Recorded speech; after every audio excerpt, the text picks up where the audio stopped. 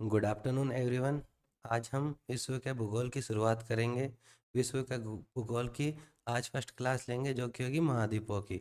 महाद्वीप पढ़ने के बाद हम महासागर पढ़ेंगे। देखो, वर्ल्ड ज्योग्राफी बेसिकली क्या होता है, सारी मैप पर बेस्ड है।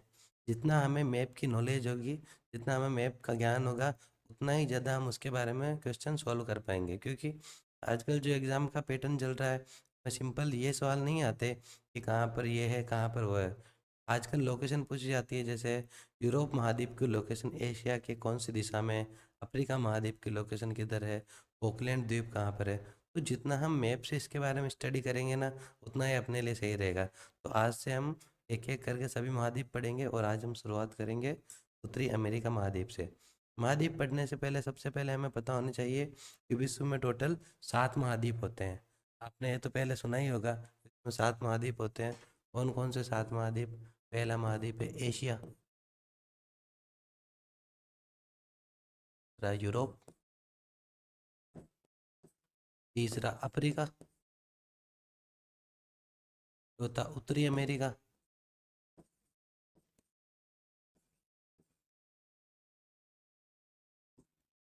पांचवा दक्षिण अमेरिका,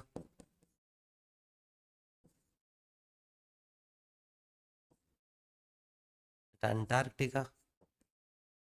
पहले क्या था, अंटार्कटिका को महासागर और महाद्वीप दोनों में काउंट करते थे। लेकिन अब एनसीईआरटी ने क्या किया है, अंटार्कटिका को सिर्फ महाद्वीपों की गिनती में कर दिया है। तो अब हमें अंटार्कटिका को एज ए महाद्वीप पढ़ना है, ना कि महासागर। तो आता अपने वजह ऑस्ट्रेलिया।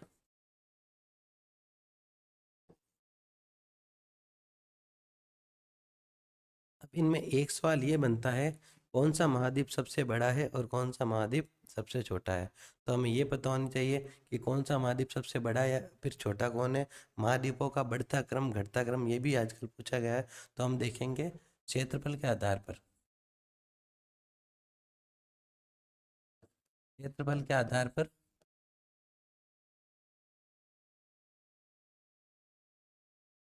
महाद्वीपों का क्रम सबको पता है, और पहले भी हमने पढ़ा होगा और मैप में भी दिख रहा है। विश्व का सबसे बड़ा महाद्वीप एशिया महाद्वीप, जो कि अपने को मैप में यहाँ पे दिख रहा है। तो क्षेत्रफल के आधार पर सबसे बड़ा हो जाएगा एशिया। एशिया के बाद जो दूसरा बड़ा महाद्वीप है वो है अफ्रीका।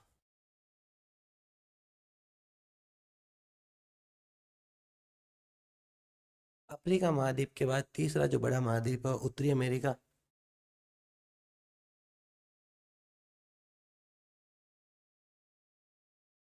उत्तरी अमेरिका के बाद फोर्थ नंबर पे अपने दक्षिणी अमेरिका।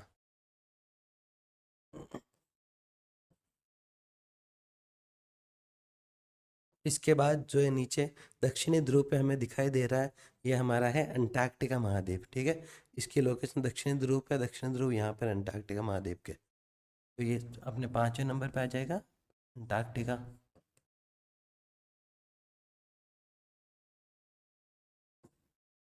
6 नंबर पे यूरोप महाद्वीप। 7वें नंबर पे आ जाएगा ऑस्ट्रेलिया।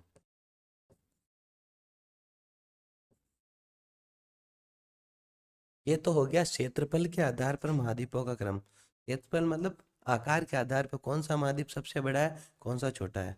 तो हमने अवरोह क्रम लिख दिया है, मतलब पहले सबसे बड़ा फिर छोटा लिख दिया है। अगर आपको पूछे सबसे बड़ा महाद्वीप कौन सा है, एशिया, उसके बाद अफ्रीका, अफ्रीका के बाद उत्तरी अमेरिका, उत्तरी अमेरिका के बाद दक्षिण अमेरिका, दक्षिण अमेरिका के बाद अंटार्कटिका, अंटार्कटिका के बाद यूरोप, यूरोप के बाद ऑस्ट्रेलिया। इसका मतलब सबसे छोटा महाद्वीप कौन सा हो गया, सबसे छोटा महाद्वीप हमारे ऑस्ट्रेलिया महाद्वीप है। अब कभी कभार एग्जाम में सवाल पूछ लिया जाता है कि जनसंख्या के आधार पर महाद्वीपों का क्रम बताओ। जनसंख्या के आधार पर मतलब कहाँ पर सबसे ज़्यादा जनसंख्या पाई जाती है, फिर कहाँ पर कम जनसंख्या पाई जाती है। तो उसमें कुछ भी नहीं करना अपने को, सिंपल देखो। उसमें जो अपने क्षेत्रफल के आधार पर हमें याद है ना, बस इसको हल्का सा हमें चेंज करना है। कैसे चेंज करना है, देखो। सबसे बड़ा सबसे पहले आएगा इसमें एशिया। ओके, इसकी साइज छोटी कर लेते हैं हम एक बार। हाँ, क्षेत्रफल के आधार पर हो गया। अब हम करेंगे जनसंख्या के आधार पर।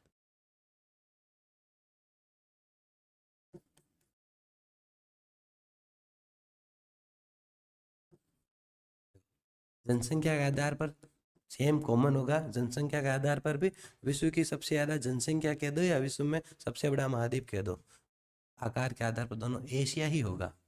जनसंख्या के आधार पर पहला एशिया कर दिया, दूसरा अफ्रीका, तीसरा जनसंख्या के आधार पर आएगा यूरोप। तो फिर सेम उत्तरी अमेरिका,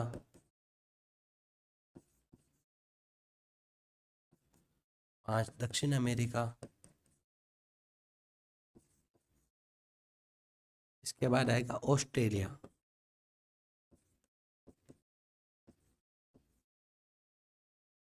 ऑस्ट्रेलिया के बाद आएगा अंटार्कटिका। देखो, चाहे विश्व में जनसंख्या के आधार पर बड़ा बड़ा महाद्वीप पूछे या विश्व में आकार के आधार पर सबसे बड़ा महाद्वीप पूछे, दोनों हमारे एशिया ही आएगा। और इसमें एक चीज देखो, अंटार्कटिका जनसंख्या के आधार पर सबसे नीचे क्यों है? क्योंकि अंटार्कटिका पर हमेशा बर्फ जमी रहती है, वहाँ पर लोग रहते ही नहीं है। वो जब ना के बराबर लोग रहते रहते ही नहीं है, तो वहाँ पर जनसंख्या जीरो होगी, जीरो होगी तो जनसंख्या में अपने आप सबसे नीचे आ जाएगा। ठीक है, यूरोप महाद्वीप का बस ऑर्डर चेंज हुआ है, क्षेत्रफल के आधार पर छठे नंबर पे है, जो जनसंख्या के आधार पर कितने नंबर पर आ जाता है? तीसरे नंबर पर आ जाता है। एक बार मैप में सारे इनकी लोकेशन हम देख लेंगे। देखो, सबसे पहले जो हमें ये महाद्वीप दिख रहा है उत्तरी अमेरिका, ये अपना नॉर्थ अमेरिका हो जाएगा। का कलर चेंज कर लेते हैं, ये उत्तरी अमेरिका, नॉर्थ अमेरिका।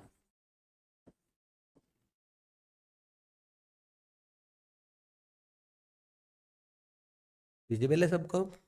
चलो ठीक है, उत्तरी अमेरिका, उत्तरी अमेरिका के बाद ये हो गया साउथ अमेरिका, उत्तरी अमेरिका के साउथ में इसलिए साउथ अमेरिका।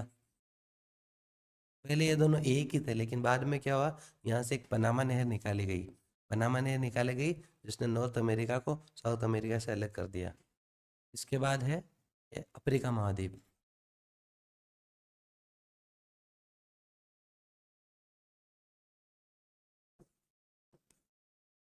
अफ्रीका बाद ये सबसे बड़ा एशिया,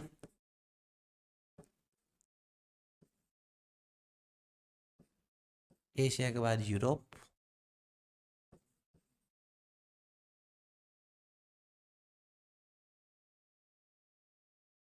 यूरोप के बाद ये सबसे छोटा ऑस्ट्रेलिया।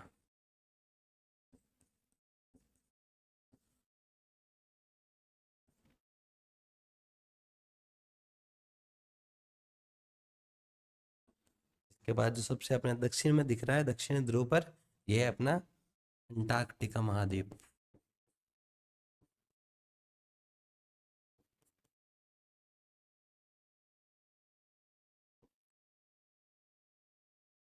अब हम शुरुआत करेंगे इन सब की उत्तरी अमेरिका महाद्वीप से।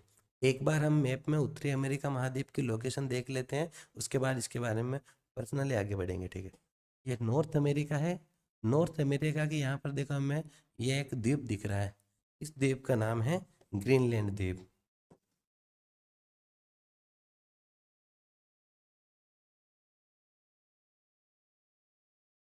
ग्रीनलैंड द्वीप वैसे तो नॉर्थ अमेरिका का ही हिस्सा है, लेकिन इस पे अधिकार जमा रखा डेनमार्क ने, डेनमार्क पे का इस पे राजनीतिक अधिकार है, पर यह है किसका हिस्सा? नॉर्थ अमेरिका का, ये आइसलैंड है।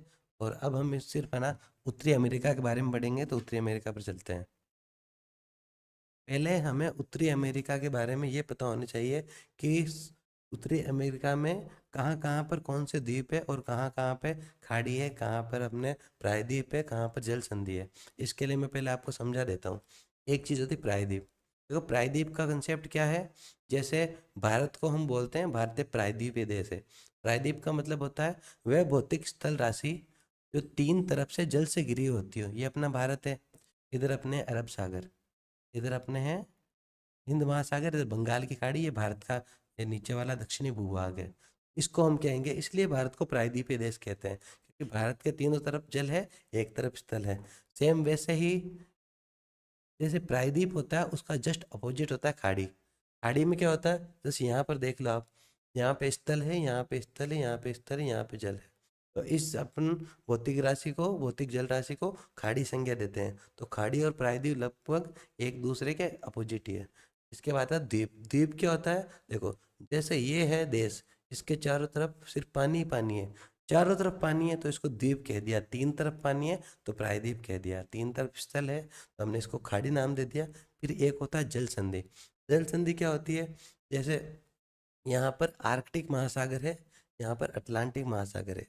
आर्कटिक और अटलांटिक महासागर के बीच में से जोड़ने वाली जो भौतिक जल राशि होती है उसको हम कहते हैं जल संधि। जल संधि करती है, दो तो जल राशियों को जोड़ती है लेकिन स्थल राशियों को अलग करती है। जैसे यह है ग्रीनलैंड, यह है कनाडा। तो ये जो जल राशि है जिसका नाम है डेविस जल संधि, ये डेविस जल संधि कनाडा को ग्रीनलैंड से अलग करती है। ठीक है, पहले हम जल संधियों के बारे में पढ़ लेते हैं।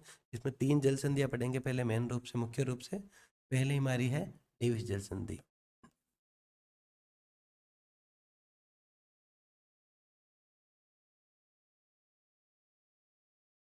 देखो, डेविस जल संधि हमने अभी पढ़ा है कि कौन कौन से दो देशों के बीच में।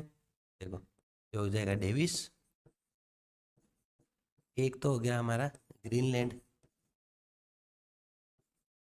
दूसरा देश कौन सा हो जाएगा? हमारे कनाडा। ग्रीनलैंड और कनाडा के मध्य डेविस जल संधि है। ठीक है, और डेविस जल संधि कौन कौन से जल को जोड़ती है वो आप लिखो तो चाहे लिख दो। आर्कटिक और ये अटलांटिक। मतलब एक जल राशि दो अलग अलग सागर या महासागरों के जल को जोड़ती है, उसको हम एक संज्ञा दे देते हैं जल संधि के नाम से। तो थोड़ा सा हटा देते हैं। अब देखो, एक तो ये डेविस जल संधि हो गई।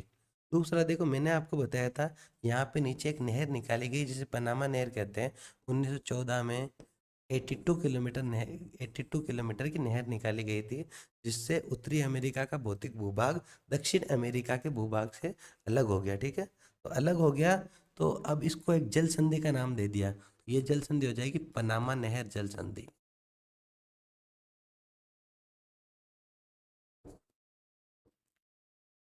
पनामा नहर जल संधि किन किन के मध्य हो गई? यहाँ पे नीचे कौन सा देश है? यहाँ पे नीचे है दक्षिण अमेरिका महाद्वीप।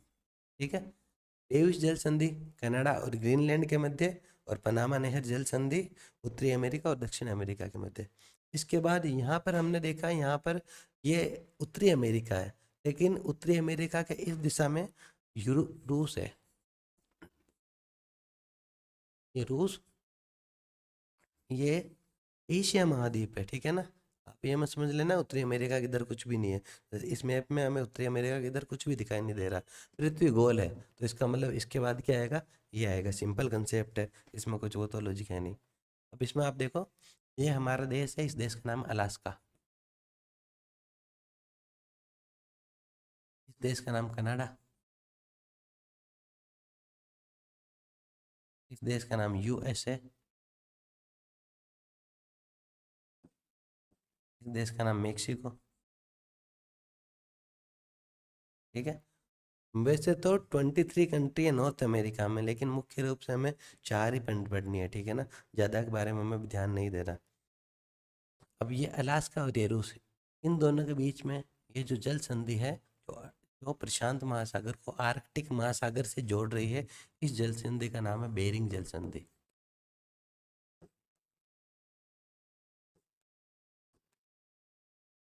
इस जल संधि का नाम बेरिंग जल संधि क्यों पड़ा? क्योंकि रूस से होते हुए इधर से जो पहली बार अलास्का व्यक्ति पूछा पहुंचा था, उस व्यक्ति का नाम था बेरिंग। उस व्यक्ति के नाम पे इस जल संधि का नाम हो गया बेरिंग जल संधि। ठीक है, तो हमने इसमें अभी तीन जल संधियाँ पढ़ ली है। और अब इसके बारे में आज देखेंगे हम खाड़ियाँ, कि नॉर्थ अमेरिका में कौन कौन सी खाड़ी है। देखो, खाड़ी क्या संरचना होती है? वह भौतिक संरचना जिसके तीन तरफ अपने स्थल होता है, एक तरफ जल होता है। देखो, ये दिख रहा है, यह देश है मेक्सिको। मेक्सिको के पास में खाड़ी है, इसलिए इसका नाम पड़ गया मेक्सिको की खाड़ी।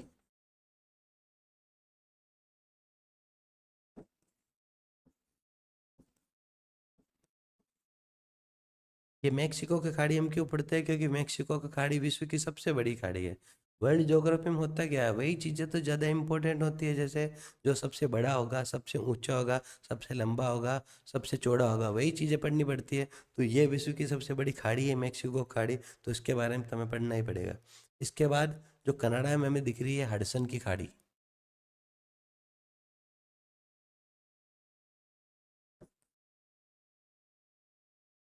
यह देश है अलास्का। अलास्का में स्थित होने के कारण यह खाड़ी कहलाती है अलास्का की खाड़ी।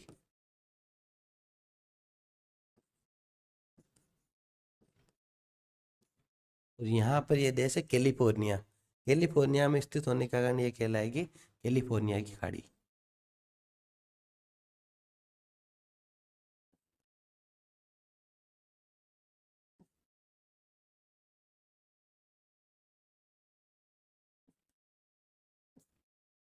उत्तरी अमेरिका की चारों खाड़ियां पड़ चुके हैं। अब एग्जाम में क्या पूछा जाता है, जैसे हडसन की खाड़ी की लोकेशन है, स्थिति कहाँ पर अवस्थित है, उत्तरी अमेरिका के उत्तर में, उत्तरी अमेरिका के दक्षिण में, पूर्व में, पश्चिम में। तो इन सवालों के लिए हमें पहले मैप की अच्छे से नॉलेज होनी चाहिए, उसके बाद ही हम ऐसे सवाल पढ़ पाते हैं, ठीक है ना।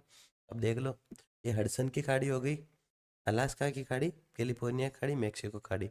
हमने चार खाड़ी पढ़ ली, तीन जल सदियाँ पढ़ ली।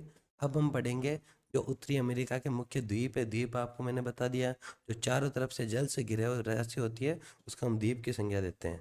तो हम द्वीप के बारे में पढ़ेंगे। मुख्यतः यहाँ पे दो बड़े द्वीप है, उनके बारे में अध्ययन करेंगे।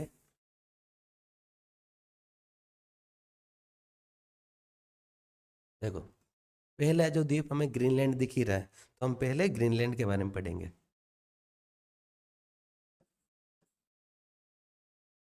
ग्रीनलैंड पे किसका राजनीतिक अधिकार है, मैंने अभी आपको थोड़ी देर पहले बताया था, डेनमार्क का। डेनमार्क का अधीन आता है। अब जो ग्रीनलैंड है वहाँ पे एक जनजाति पाई जाती है, इसलिए ये ज़्यादा इम्पोर्टेंट है। ये जनजाति एस्किमो। एस्किमो जनजाति, क्या आपने कभी पुरानी फोटोज वगैरह कहीं वीडियो वगैरह देखा होगा, तो वहाँ पे कुछ लोग बर्फ के बने घरों में रहते हैं और बर्फ के नीचे ही एक भालेनुमा संरचना से छेद करके वहाँ से मछलियों का शिकार करते हैं। वो जनजाति एस्किमो ही होती है। अब एस्किमो जनजाति करती क्या है, एस्किमो का जनजाति जब वहाँ पे बर्फ ही है तो बर्फ के बने हुए घरों में रहती है। उन बर्फ के घरों को क्या कहते हैं, इग्लू।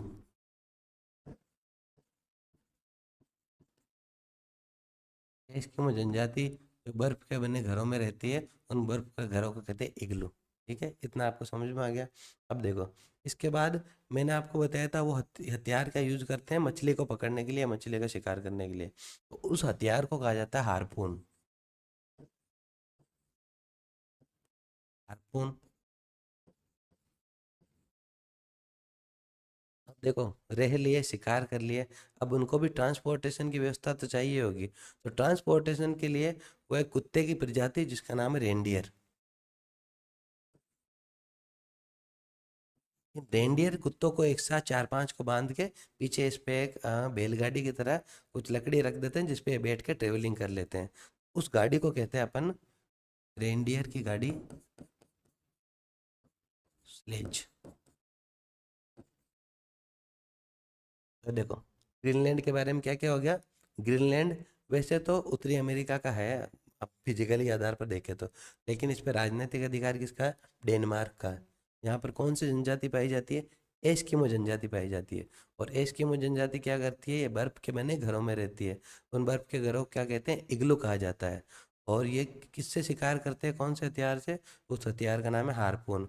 और जो रेंडियर कुत्तों की, ये चार पांच कुत्तों को मिला के एक क्या नाम है, घोड़ा गाड़ी की तरह ही गाड़ी बनाते हैं, उस गाड़ी को कहते हैं स्लेज। ठीक है, ग्रीनलैंड के बारे में हमने पढ़ लिया। इसका दूसरा बड़ा है द्वीप, यह है हवाई द्वीप।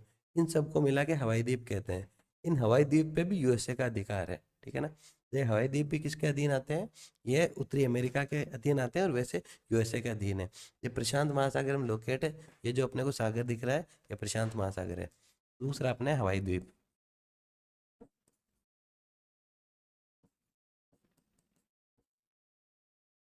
हवाई द्वीप को प्रशांत महासागर का मोती कहा जाता है। मोती क्यों कहा जाता है, यहाँ पर एक ज्वालामुखी है जिसका नाम मोना लाव। ये जो मोना लाव ज्वालामुखी है, ये विश्व का सबसे बड़ा सक्रिय ज्वालामुखी है, मोना लाव।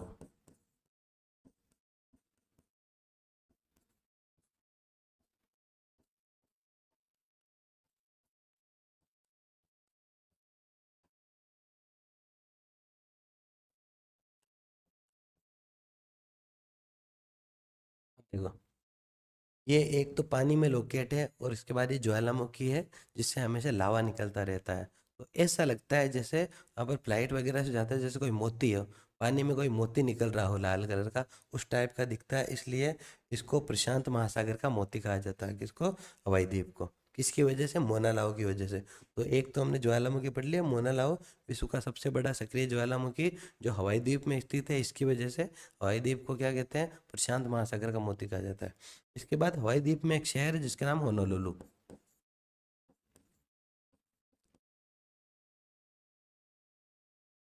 होनोलुलु को प्रशांत महासागर का चौराहा कहा जाता है क्योंकि देखो यहाँ पर अपन लोकेशन देखे तो ये जो शहर आएगा होनोलुलु। अब देखो हमारे दोनों द्वीप कंप्लीट हो चुके हैं, ग्रीनलैंड हो चुका है और दूसरा हवाई द्वीप हो चुके हैं। इसके बाद देखो यहाँ पर हमें कुछ द्वीप समूह दिख रहे हैं। ये द्वीप समूह है Puerto Rico, Cuba, Bahamas, Jamaica, Haiti, Trinidad Tobago.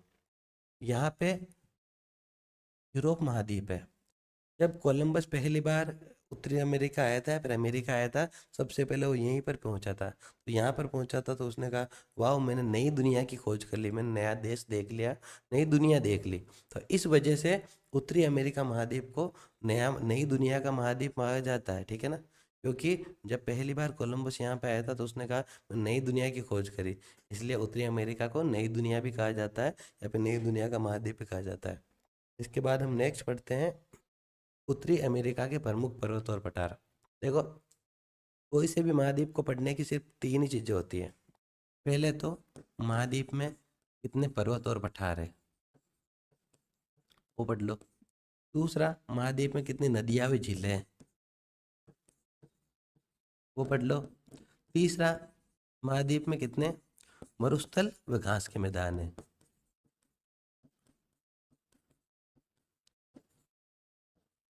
ये तीन चीजें पढ़ो, इसके बाद सारे महाद्वीप कंप्लीट हो जाते हैं। तो हम वन बाय वन सारे पढ़ेंगे। पहले हम पढ़ेंगे उत्तरी अमेरिका के प्रमुख पर्वत और पठार, ठीक है। यहाँ पर देखो ये देश मैंने आपको बताया था, अलास्का, कनाडा, यूएसए और मेक्सिको, ठीक है। तो अलास्का में यहाँ पे दो पर्वत श्रेणियां विद्यमान है। कौन कौन सी? एक तो यहाँ पे ब्रुक्स ब्रुक्स पर्वत श्रेणी। दूसरी अलास्का में ही एक पर्वत श्रेणी और है, उस पर्वत श्रेणी का नाम है अलास्का श्रेणी। देश के नाम पे इस श्रेणी का नाम पड़ गया अलास्का श्रेणी। इसके बाद हम देखते हैं, देखो मेन रूप से हम देखा जाए तो यहाँ पर सबसे जो इम्पोर्टेंट है वो है अपलेशियन पर्वत। जब हम राजस्थान पढ़ते हैं तो राजस्थान में अरावली पढ़ते हैं। अरावली हमने सुना होगा ना कि राजस्थान में अरावली क्या कहा जाता है? इसको भारत का अपलेशियन भी कहा जाता है। क्यों कहा जाता है? क्योंकि यहाँ पर एक पर्वत है जिसका नाम अपलेशियन पर्वत। अपलेशियन। अपलेशियन क्यों पढ़ा जाता है? अपलेशियन भी विश्व की प्राचीनतम वलित पर्वतमालाओं में से एक है। सबसे पुरानी अरावली और उसके सहकाल की ही है अपलेशियन, लेकिन अरावली अपलेशियन से भी पुरानी है। यह भी प्राचीनतम वलित पर्वत है, प्राचीनतम वलित पर्वत। मुख्यतः जो पर्वत होते हैं वो तीन प्रकार से होते हैं। पहला तो होता है वलित पर्वत। वह पर्वत जो वलन की प्रक्रिया से बनते हैं। वलन क्या होता है? जब दो भूभाग टकराते हैं तो एक भूभाग उभर के ऊपर आ जाता है और पर्वत का निर्माण हो जाता है। बेसिक शब्दों में यही है, तो उसको कहते हैं वलित पर्वत। जो पहले बना हो प्राचीनतम वलित पर्वत, जो नया बना हो नवीनतम वलित पर्वत, ठीक है। दूसरा होता है अपने वृंशोत पर्वत, जिसको हम ब्लॉक माउंटेन भी कहते हैं। Block mountain. घनश्योत पर्वत क्या होता है? ये होता है जैसे यहाँ पे कोई भूभाग है, ये भूभाग एक है, बीच में से टूट गया। बीच में टूटने की वजह से ये दोनों साइड से उभर गया, ठीक है। दोनों साइड ये एक तरफ से उभर गया, टूटकर जो पर्वत बनते हैं उनको वृंशोत पर्वत कहते हैं। इन्हीं को हम ब्लॉक माउंटेन कहते हैं। तीसरे नंबर पे आता है अपना अवशिष्ट पर्वत।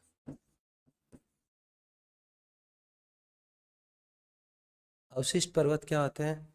वह पर्वत जो पहले तो देखो जिनकी हाइट ज़्यादा थी, लेकिन बाद में क्या, जैसे हवा चलने की वजह से, पानी की वजह से, या फिर किसी भी घटना की वजह से उनकी धीरे धीरे जो साइज है, आकार, उनमें कमी होती गई। उनको अवशिष्ट पर्वत की श्रेणी में रखा जाता है। तो ये जो अपना अपलेशियन है, ये विश्व की सबसे प्राचीनतम वलित पर्वतमाला है। के बाद यहाँ पे हमने पढ़ा है ब्रुक श्रेणी पढ़ ली, अलास्का श्रेणी पढ़ी, अपलेशियन। इसके बाद उत्तरी अमेरिका की एक महत्वपूर्ण पर्वत श्रेणी और है, जो रॉकी पर्वत श्रेणी, जो कनाडा और यूएसए में विद्यमान है। रॉकी पर्वत। अपलेशियन तो विश्व का सबसे प्राचीनतम वलित पर्वतमाला है, ठीक है। लेकिन इसके बाद हम पढ़ते हैं एक सिएरा निवेदा। सिएरा निवेदा विश्व का सबसे बड़ा भ्रंशोत्थ पर्वत है। अब मैंने आपको पहले ही बताया था, विश्व के भूगोल में हमें वही चीज़ें याद करनी होती है, सबसे बड़ी, सबसे पुरानी, सबसे पहले होती है। तो ये जो अपना सिएरा निवेदा है, ये सबसे बड़ा भ्रंशोत्थ पर्वत है।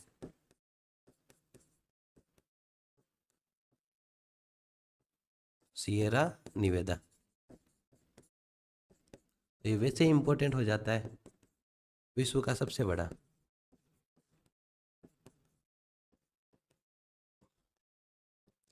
भारत में भी बृहस्पति पर्वत विद्यमान है, पाकिस्तान में भी बृहस्पति पर्वत विद्यमान है। पाकिस्तान में सुलेमान श्रेणी, भारत में विंध्यन और सतपुड़ा, ये भी बृहस्पति पर्वत के उदाहरण है। और यूरोप में भी वॉसजेज पर्वत है, वो भी बृहस्पति पर्वत है, ठीक है। इसके बाद हम देखते हैं यहाँ पर जो सिएरा निवेदा है, इसका दक्षिण में विस्तार है, इसको सिएरा माद्रे कहते हैं, जो मेक्सिको में है, सिएरा माद्रे।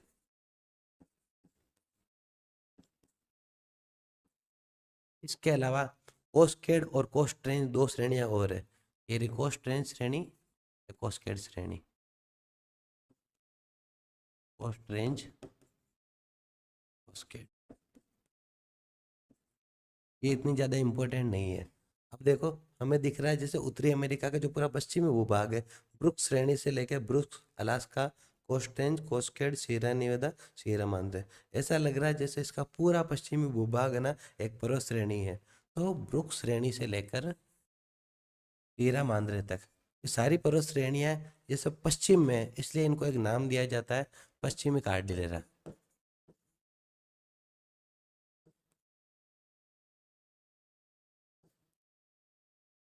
अब एग्जाम में बार बार ये सवाल पूछा जाता है, इनमें से कौन सी पर्वत श्रेणी पश्चिमी कार्डिलेरा का भूभाग नहीं है या भाग नहीं है। तो इसमें अपलेशियन पर्वत है, जो पश्चिमी कार्डिलेरा का भाग नहीं है।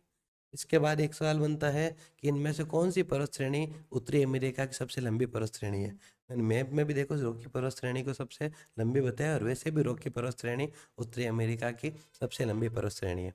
इसके बारे में एक सवाल ये देखते हैं कि विश्व में हर महाद्वीप की एक ऊंची चोटी होती है। वैसे तो विश्व की सर्वोच्च चोटी है जो अपनी नेपाल में है, हिमालय में विद्यमान है, माउंट एवरेस्ट। एवरेस्ट है 8,848.84 मीटर जिसकी हाइट है। उत्तरी अमेरिका की जो सबसे ऊंची पर्वत चोटी है, उत्तरी अमेरिका की सबसे ऊंची पर्वत चोटी का नाम है माउंट मैकिनले या माउंट देनाली। किसी न किसी श्रेणी में होगी, वो है अलास्का श्रेणी में, माउंट मैकिनले या माउंट देनाली। ये उत्तरी अमेरिका की सबसे ऊंची पर्वत चोटी है। कौन सी श्रेणी में? अलास्का में। तो कौन से देश में हो गई? अलास्का में। कितनी हाइट है इसकी? 6194 मीटर, 6194, मतलब अपनी जो हिमालय है, माउंट एवरेस्ट है, उससे तो लगभग कितने 2600-2700 मीटर छोटी होगी, मतलब बहुत छोटी है उसके। अब माउंट एवरेस्ट का तो टच में ही नहीं है। नेक्स्ट देखो, रॉकी पर्वत उत्तरी अमेरिका का सबसे लंबी पर्वत श्रेणी है। तो रॉकी पर्वत की भी हमें सबसे ऊंची पर्वत चोटी पता होनी चाहिए। रॉकी पर्वत की जो सबसे ऊंची पर्वत चोटी है वह mount Elbrus, mount Elbrus, Elbrus. इसके बाद अपलेशियन पर्वत सबसे प्राचीनतम वलित पर्वतमाला है, तो इसकी भी ऊंची चोटी पता होनी चाहिए। देखो, ये अपना यूएसए देश है। यूएसए के पहले प्रेसिडेंट थे बराक ओबामा। ओबामा के वाइफ का नाम था मिशेल ओबामा, तो उससे नाम याद कर लेंगे। अपलेशियन पर्वत की सबसे ऊंची चोटी है माउंट मिशेल, माउंट मिशेल। अब देखो, रॉकी पर्वत की सबसे ऊंची चोटी होगी माउंट एलब्रूस या एल्ब्रूस। अपलेशियन की सबसे ऊंची पर्वत चोटी होगी माउंट मिशेल।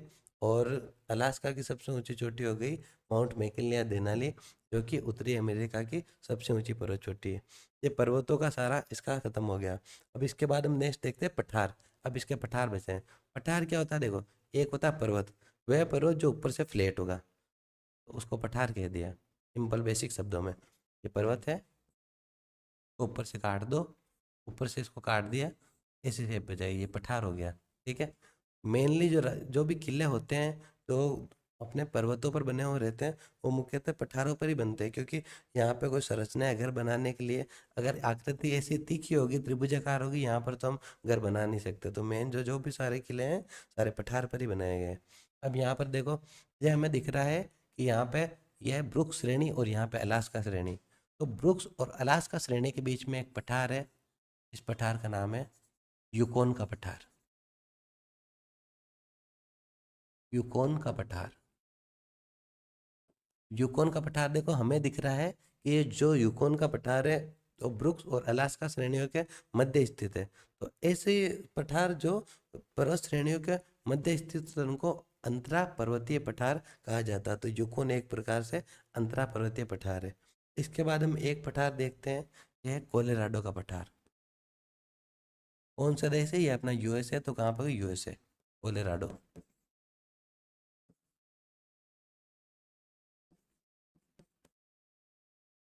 मुख्य रूप से इसमें दो ही पठार हमें पढ़ने हैं, ज़्यादा नहीं पढ़ने। देखो, जो यूकोन पर का पठार है, यूकोन के पठार से एक नदी निकलती है जो यूकोन नदी होगा, यूकोन नदी। और ये जो हमारा कोलोराडो का पठार है, वहाँ से एक नदी निकलती है जिसका नाम है कोलोराडो नदी। यहाँ पे कैलिफोर्निया खाड़ी मैंने आपको बताई थी, यहाँ के गिर गई कैलिफोर्निया की खाड़ी में। तो और ये कोलोराडो नदी क्यों इम्पोर्टेंट है? क्योंकि कोलोराडो नदी विश्व के सबसे गहरे गड्ढे जो है, और ग्रैंड कैनियन उसका निर्माण करता है। नदी द्वारा निर्मित सबसे गहरा गड्ढा, ठीक है, ग्रैंड नदी कोलोराडो, जो सबसे गहरा गर्त बनाती है उसका नाम है ग्रैंड कैनियन। विश्व का सबसे गहरा गर्त है। अब हम पढ़ चुके हैं इसमें, देखो सारी पर्वत श्रेणियां पढ़ ली और पठार पढ़ लिए, इसमें हमारे दो नदियां भी हो गई। अब हम नेक्स्ट चलते हैं। अब हम पढ़ेंगे उत्तरी अमेरिका की प्रमुख झीलें। देखो, मुख्य रूप से हमें उत्तरी अमेरिका में 11 झीलें पढ़नी है। सबसे पहले हम महान झीलों से शुरुआत करेंगे। महान झील क्या है? देखो, 5 झीलें उत्तरी अमेरिका में ऐसी है जो विश्व का 22% फ्रेश वाटर रखती है। पीने का शुद्ध पानी 22% यहाँ पर है उत्तरी अमेरिका 5 जिलों में। ये कहाँ पर लोकेट है? ये रही, 1, 2, 3, 4, 5। इसका मतलब आपको दिख रहा है इन 5 जिलों में से 4 जिले तो यूएसए और कनाडा की सीमा पर है, लेकिन एक जो झील है वो सिर्फ यूएसए में है। ये झील है, ये जो बॉर्डर से मिस कर जाती है, इसलिए इसका नाम मिशिगन हो गया। वैसे इसका नाम मिशिगन वैसे नहीं है, बस याद करने के लिए पूछा जाता है इनमें से कौन सी जो झील है जो कनाडा और यूएसए की सीमा पर नहीं है, वो है मिशिगन झील। इसको अच्छे से समझने के लिए मैंने आगे इसका डायग्राम बना रखा है। पहले देखो, पहली झील है सुपीरियर झील, दूसरी मिशिगन, तीसरी ह्यूरॉन, चौथी इरी, पांचवी ओंटारियो। ये superior, Michigan, Huron, eri, Ontario, ये 5 झील है। और ये विश्व के सबसे 22% फ्रेश वाटर रखती है, इसलिए इनको महान झील कहते हैं। महान झील, ग्रेट लेक्स, ग्रेट लेक्स। 5 है इसलिए इनको फिंगर लेक्स भी कहा जाता है। अब देखो, सुपीरियर और ह्यूरॉन झील, इन दोनों झीलों को मिलाने वाली एक नहर है। इसका पहला वर्ड ले लिया सू, इसका ले लिया है सू, सू नहर, बस है हटा दो। इसका प्रॉपर नाम है सू नहर। याद करने के लिए मैं सू लिखवाता हूँ। सू नहर क्या करती है? सुपीरियर और ह्यूरॉन को दोनों को मिलाती है, सू नहर। इसके बाद देखो, ईरी है और ओंटारियो। ईरी और ओंटारियो को क्या नहर मिलाती है? इस नहर का नाम है वेलेंड नहर। अभी वेलेंड नहर बहुत इंपॉर्टेंट है, क्योंकि इसी वेलेंड नहर पर ही विश्व का सबसे खूबसूरत और विश्व का सबसे चौड़ा जलप्रपात या वाटरफॉल है, जिसको हम कहते हैं नियाग्रा वाटरफॉल। नियाग्रा जलप्रपात कहाँ पर है? ईरी और ओंटारियो के मध्य वेलेंड नहर पर। तो याद रखना, ये इंपॉर्टेंट हो जाता है। इसके बाद देखो, मैंने आपको बताया ये विश्व का 22% के लगभग फ्रेश वाटर रखती है। इसका मतलब इनमें से कोई झील बहुत बड़ी होगी। ये जो सुपीरियर झील है, इसका नाम सुपीरियर है ही इसलिए क्योंकि ये विश्व की सबसे बड़ी मीठे पानी की झील है। सुपीरियर झील विश्व की सबसे बड़ी मीठे पानी की झील है, और सुपीरियर के बाद मिशिगन, ठीक है ना। तो ये चीज़ आप याद रखना। सुपीरियर विश्व की सबसे बड़ी मीठे पानी की झील मिशिगन झील है, जो सिर्फ यूएसए में है। बाकी चारों झील कहाँ पर है? जो बाकी चारों झील यूएसए और कनाडा के बॉर्डर पे है। इसके बाद ये कनाडा देश में 5 झीलें आती है। कनाडा देश में 5 झीलें हैं, इसलिए उन 5 झीलों को कहा जाता है कैनेडियन शील्ड की झीलें। ये कौन कौन सी है? तो पहली झील यहाँ पे है Great Bear, Great Slave, अथास्का,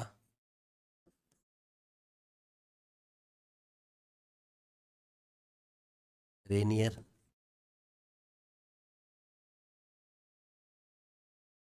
Winnipeg. 5 झीलें हो गई जो कनाडा में, इनको कैनेडियन शील्ड की झीलें कहा जाता है। कौन कौन सी है ये? Great Bear, Great Slave, Athabasca, Rainier और विनिपेग। अब देखो, कोई सी भी नदी होगी उसका उद्गम स्थल या तो कोई पर्वत होगा या पठार होगा या कोई झील होगी। ऐसा तो है नहीं कहीं से आके एकदम से एक नदी निकल गई, ठीक है। तो यहाँ पर पहले आपको मैं बता चुका हूँ, यूकोन के पर्वत से यूकोन के पठार से यूकोन नदी, और कोलोराडो के पठार से कोलोराडो नदी। वैसे ही यहाँ पर ग्रेट बियर झील दिख रही है।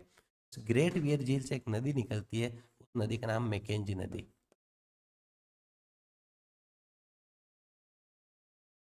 ठीक है। और जो विनिपेग झील है, इस विनिपेग झील से एक नदी निकलती है जो हडसन की खाड़ी में गिर रही है। इस नदी का नाम है नेल्सन नदी।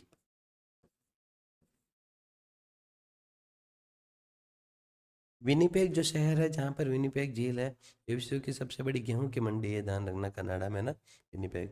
इसके बाद हम देखो, 5 झीलें कैनेडियन शील्ड की हो गई, Great Bear, Great Slave, Athabasca, Rainier, Winnipeg. और 5 हो गई फिंगर या Great Lakes, Superior, Michigan, Huron, Erie, Ontario. अब सवाल इनमें से ये पूछ सकते हैं, इनमें से कौन सी कैनेडियन शील्ड की झील नहीं है? तो अब ग्रेट लेक्स में से एक दे देंगे, या पूछेंगे इनमें से कौन सी एक ग्रेट लेक्स में नहीं है, तो कैनेडियन शील्ड की झील दे देंगे। इसके बाद एक झील और पढ़ लेते हैं यूएसए में, इसका नाम है इटास्का झील।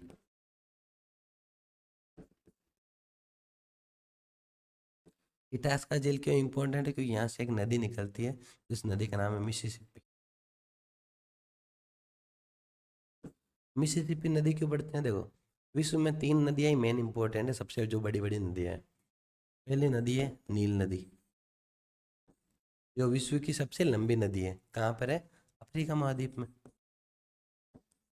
दूसरी अपने अमेजन नदी, कहाँ पर है? ये नदी है दक्षिण अमेरिका में, साउथ अमेरिका। ये क्यों फेमस है? ये भी विश्व की सबसे चौड़ी नदी है और सबसे ज़्यादा बहाव वाली नदी है। सबसे लंबी तो नील है, लेकिन सबसे चौड़ी और बहाव वाली अमेजन नदी है। तीसरी नदी है अपने मिसिसिपी, मिसौरी।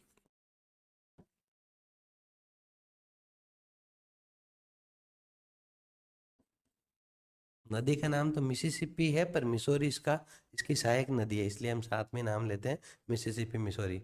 ये विश्व का सबसे बड़ा नदी तंत्र है। मिसिसिपी मिसौरी वाला नदी तंत्र विश्व का सबसे बड़ा नदी तंत्र है।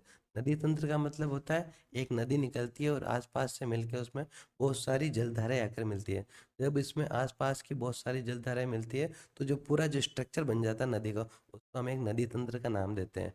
एक नदी और उसकी सहायक नदियों द्वारा मिलकर जो निर्माण होता है तंत्र का, उसको नदी तंत्र कहते हैं। उसी से ही तो मैदानों का निर्माण होता है। जब मिसिसिपी मिसौरी नदी तंत्र विश्व का सबसे बड़ा नदी तंत्र है, तो विश्व का सबसे बड़ा मैदान भी कौन सा हो जाएगा? यहीं पर हो जाएगा, यूएसए में, जिसका नाम है ग्रेट प्लेन्स, ठीक है। कौन सी नदियों द्वारा बनाया जाता है? मिसिसिपी मिसौरी, उसकी सहायक नदियों द्वारा।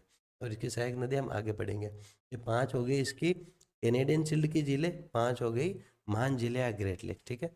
नेक्स्ट चलते हैं हम। अब हम पढ़ेंगे यहाँ की प्रमुख नदियाँ। देखो, यूकोन नदी हम पढ़ चुके हैं, जो यूकोन के पठार से निकल रही है, इसके बारे में नहीं पढ़ना। यहाँ से हमने पढ़ा कि ग्रेट बियर झील से मैकेंजी नदी निकल रही है, ये भी हम पढ़ चुके हैं। उसके बाद यहाँ से विनिपेग झील से विनिपेग झील से नेल्सन नदी निकल रही है, इसके बारे में भी हम पढ़ चुके हैं, तो ये भी नहीं पढ़ना। ये हो गई अपनी मैकेंजी, ये है यूकोन। तीन नदियाँ तो पहले ही पढ़ ली, और इटास्का झील से मिसिसिपी नदी निकल रही है। अब देखो, जो पांच महान झीलें थी, सुपीरियर, मिशिगन, ठीक है, हुरॉन, एरी, ओंटारियो। इस ओंटारियो झील से एक नदी निकलती है, जिस नदी का नाम है सेंट लॉरेंस। कौन सी नदी है? सेंट लॉरेंस नदी। कहाँ से निकल रही है? ओंटारियो झील से निकल रही है। ओंटारियो झील कौन सी है? महान झील है, फिंगर लेक्स या ग्रेट लेक्स वाली झील है ओंटारियो। अब इसके बाद देखो, ये नदी है, इसका नाम मिसिसिपी, अभी बता ही चुका हूँ मैं। ये मिसिसिपी की सहायक नदी है मिसोरी। मिसोरी, मिसिसिपी, मिसोरी, ये नदी है जो इसमें मिली है, मिसिसिपी मिसोरी में, ये है ओहियो। ये नदी है, इसका नाम टेंसले। Tansley, Tennessee. टेनिसी नदी ये है पोटामेक। अब देखो, पोटामेक नदी क्यों इम्पोर्टेंट है?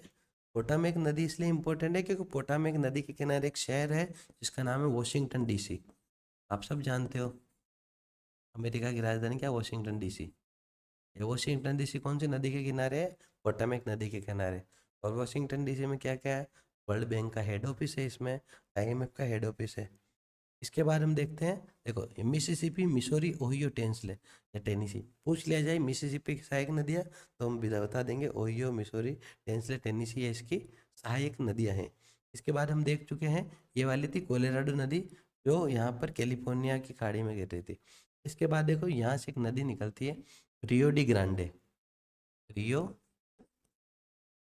डी ग्रांडे नदी। अब ये जो रियो डी ग्रांडे नदी है, ये देखो आगे जाके यूएस और मेक्सिको की सीमा बना रही है, बस इसीलिए इम्पोर्टेंट है। और बाद में जाके कहाँ? अड़चन की खाड़ी में गिर जाती है। ये सारी नदियाँ खत्म हो गई। उसके बाद देखो, नेक्स्ट आता है अपने उत्तरी अमेरिका के प्रमुख मरुस्थल व घास के मैदान। पहले हम इसके मरुस्थल पढ़ेंगे, उत्तरी अमेरिका के मरुस्थल। उत्तरी अमेरिका में मुख्य रूप से चार मरुस्थल है। कौन कौन से? ग्रेट बेसिन,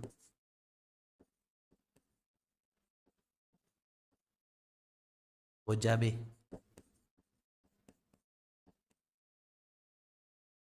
सोनोरन,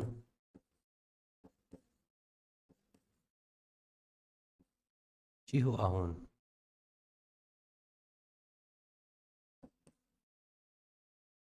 बस ये चार ही मरुस्थल पढ़ने हैं मुख्य रूप से।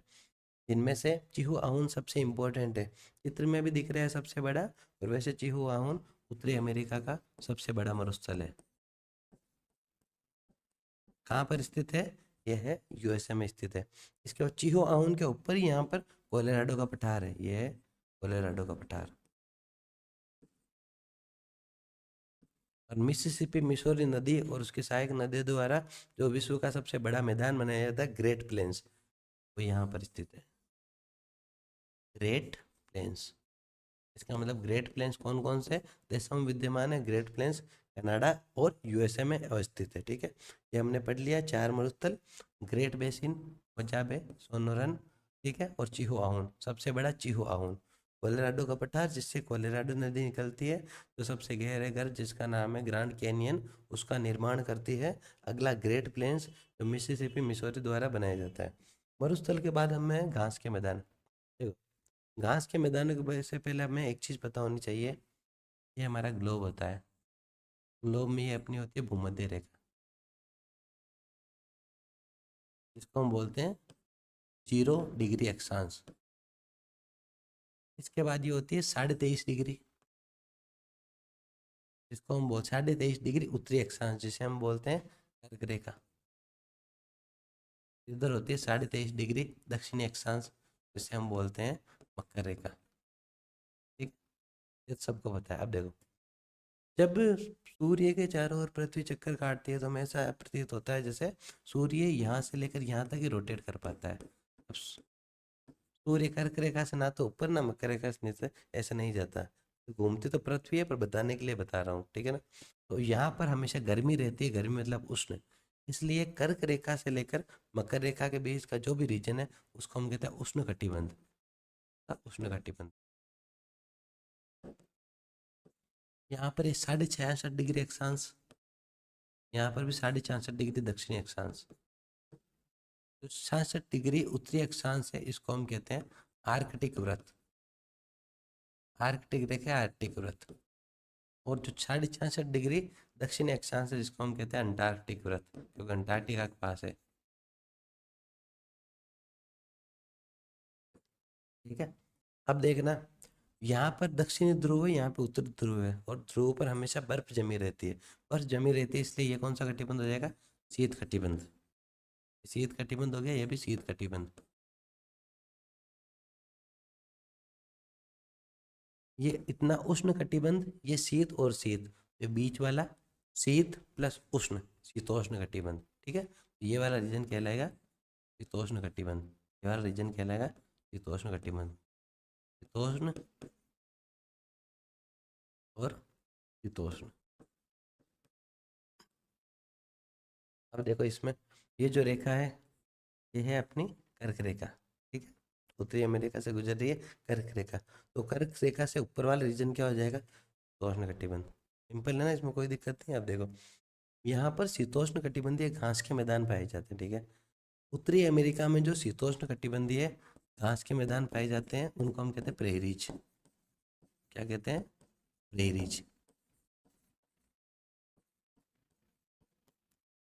उत्तरी अमेरिका में शीतोष्ण कटिबंधीय घास के मैदानों को प्रेरीज कहा जाता है।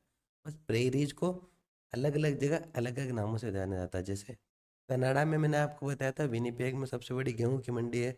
यहाँ पे गेहूं के अत्यधिक उत्पादन के कारण जो कनाडा में घास के मैदान पाए जाते हैं प्रेरीज, इनको कहते हैं गेहूं पेटी। कनाडा में प्रेरीज को कहते हैं गेहूं पेटी।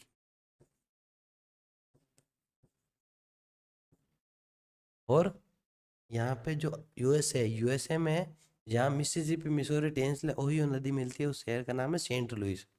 उस सेंट लुइस शहर में यहाँ पे विश्व का सर्वाधिक मक्के का उत्पादन होता है। यूएसए में मक्के का सर्वाधिक उत्पादन और प्रेरीज के मैदानों में होता है, इसलिए यूएसए में प्रेरीज को अपन कहते हैं मक्का पेटी। ठीक है, गेहूं पेटी कह दिया हमने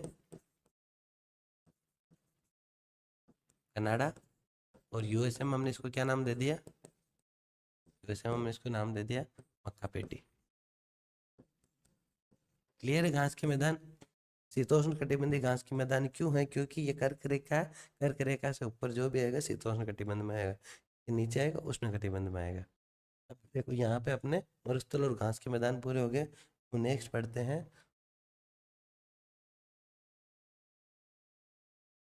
उत्तरी अमेरिका के बारे में इंपॉर्टेंट फैक्ट्स।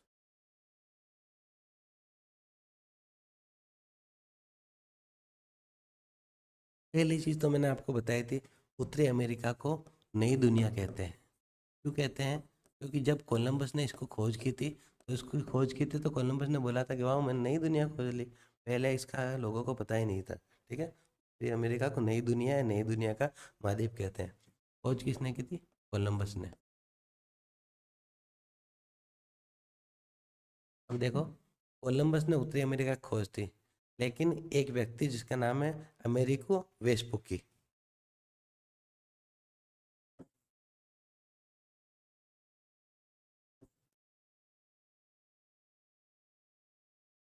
ये पहली बार अमेरिका के स्थल वाले भाग तक पहुंचा था। मतलब जो महाद्वीप का स्थल वाला भाग है वहां तक, जो अपने क्यूबा, जमैका, कैरेबियाई द्वीप समूह में नहीं, प्रॉपर जो उत्तरी अमेरिका का द्वीपीय, सॉरी, जो भाग, भूभाग है, वहां पर पहुंचा था। इसलिए इसके नाम पर अमेरिका का नाम अमेरिका पड़ गया। ठीक है, तो ये चीज आपको याद रहेगी ना।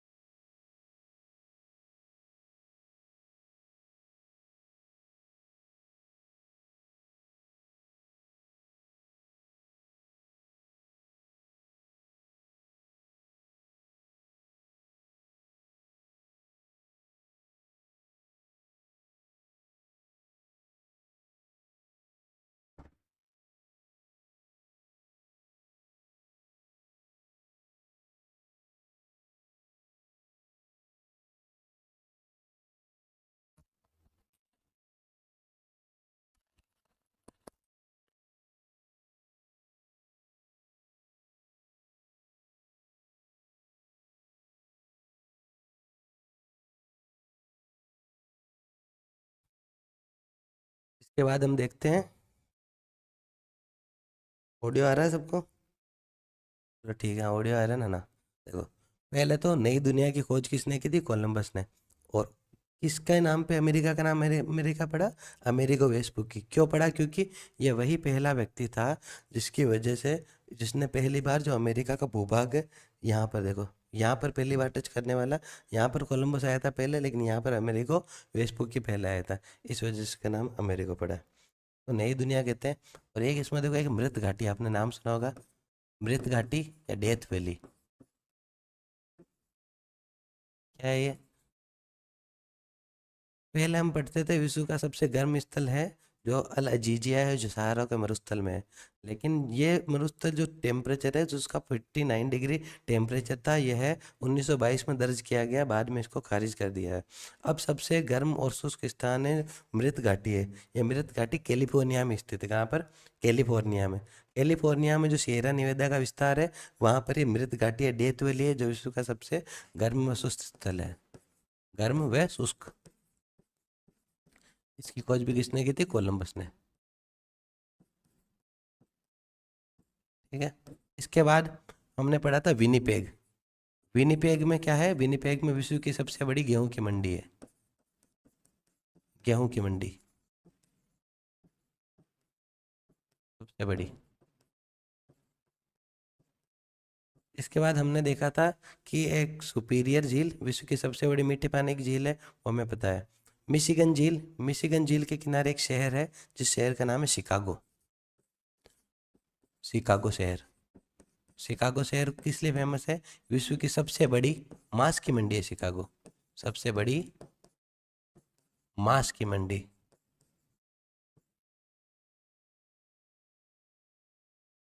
ठीक है। अब एक है, हमने एक पढ़ा था, हम जानते हैं ज्वार और भाटा। जब समुद्र में लहरें ऊपर उठती है उसको ज्वार कहते हैं, जब नीचे जाती है उसको भाटा कहते हैं। ज्वार भाटा का बेसिक कंसेप्ट क्या है? ज्वार भाटा आता है क्यों है? क्योंकि सूर्य और चंद्रमा के गुरुत्वाकर्षण बल के कारण सूर्य, चंद्र और चंद्रमा क्या करते हैं, जो समुद्र का पानी है उसको अपनी तरफ खींचना चाहता है, आकर्षित करना चाहते हैं। तो उत्तरी अमेरिका में एक खाड़ी है, फंडी की खाड़ी। इस फंडी की खाड़ी में विश्व में सबसे ऊंचे ज्वार आते हैं, सबसे ज़्यादा हाइट पर ऊंचे ज्वार आते हैं। कहाँ पर? फंडी की खाड़ी। कहाँ पर लोकेट है? कनाडा में। फंडी की खाड़ी, कनाडा।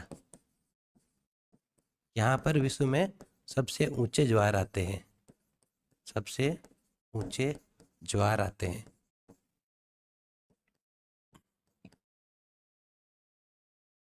और उत्तरी अमेरिका में, हमने जब उत्तरी अमेरिका मैप देखा था, इस मैप क्या देखो, यहाँ पर सबसे ज़्यादा तटीय सीमा वाला देश अपने को कौन सा दिख रहा है? सीधा दिख रहा है, सबसे ज़्यादा तटीय सीमा वाला देश कनाडा।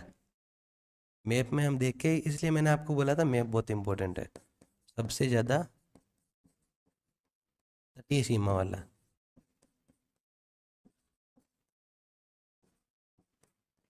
कौन सा? कनाडा।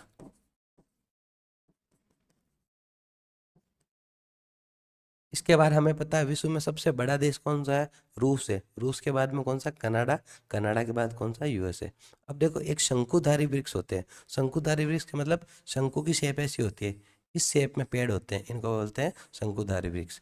ये सर्वाधिक पाए जाते हैं कनाडा में। सर्वाधिक शंकुधारी वृक्ष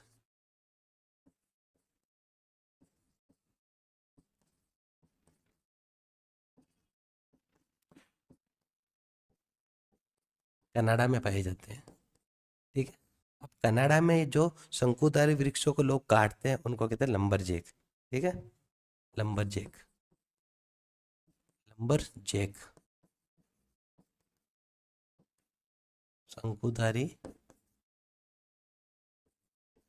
पेड़ों को काटने वाले।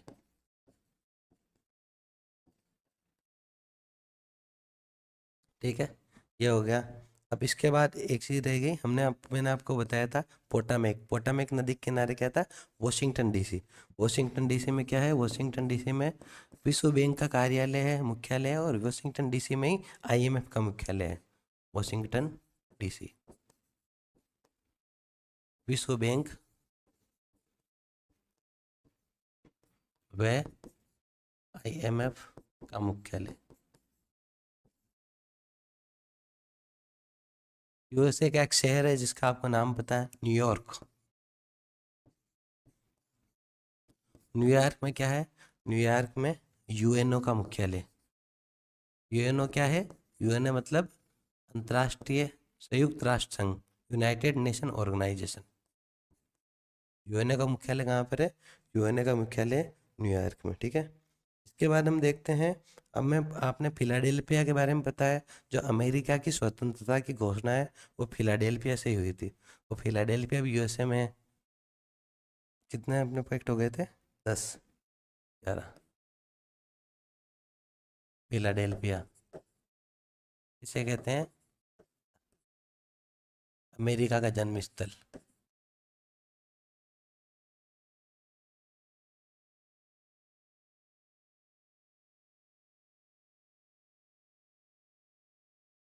अमेरिका का जन्म स्थल।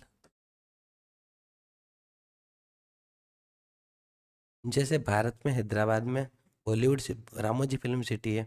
भारत में जो भी फिल्में शूटिंग होती है उनको बॉलीवुड की फिल्में कहा जाता है। वैसे हमने हॉलीवुड की पिक्चरें सुना है, तो हॉलीवुड एक सिटी है रामोजी फिल्म सिटी की तरह ही, वो अपने सेंट फ्रांसिस्को में।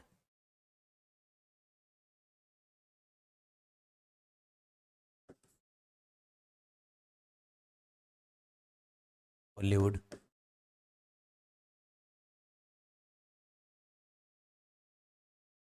इसके बाद एक शहर है बोस्टन शहर, सूती वस्त्र उद्योग के लिए बहुत फेमस है बोस्टन।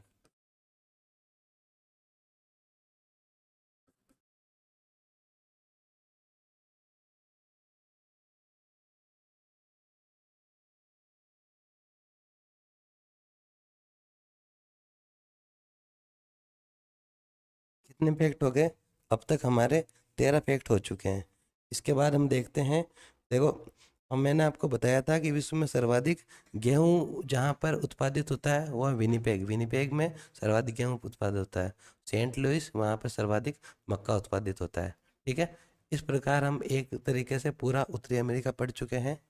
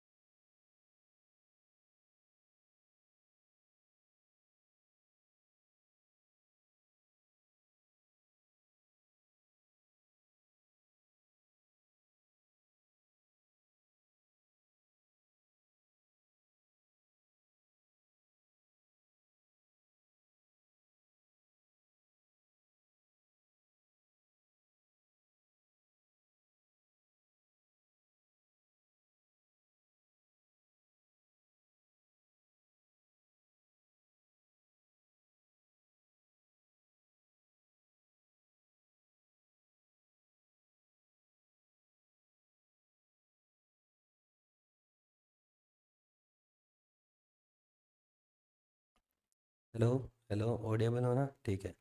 लास्ट क्लास में हमने पढ़ा था नॉर्थ अमेरिका के बारे में और सातों महाद्वीपों के बारे में। महाद्वीप कौन सा कहाँ पर लोकेटेड है, कौन सा सबसे बड़ा है, कौन सा सबसे छोटा है। और नॉर्थ अमेरिका के बारे में हमने पर्वत, पठार, नदियाँ, झीलें, सब कुछ उसके बारे में पढ़ चुके हैं, उसका फिजिकल स्ट्रक्चर। आज क्या करेंगे?